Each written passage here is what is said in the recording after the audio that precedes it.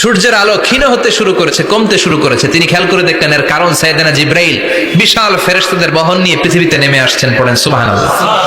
এসে বললেন, ইয়া রাসূলুল্লাহ, আমি 1,40,000 ফেরেশতা নিয়ে নেমে এসেছি। আপনি কি জানেন না, ঠিক একটু আগে মদিনাতে আপনার এক প্রিয় সাহাবা, তার নাম হচ্ছে মুআবিয়া ইবনে মুআবিয়া আল মুজানি, একটু আগে শেষ নিঃশ্বাস ত্যাগ করেছে।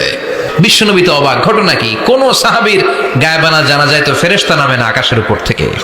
বিশ্বনবী জিজ্ঞেস করলেন, জিবরাইল, কোন সাহাবীর গায়েবানা জানা যায় তোমরা আকাশ থেকে এত ফেরেশতার বহর নিয়ে নামো নাই? কি এমন আমল করেছে আমার মুআবিয়া? কি এমন ভালো গুণ ছিল, ভালো আমল ছিল, যার কারণে আরশের উপরে তার এত সম্মান?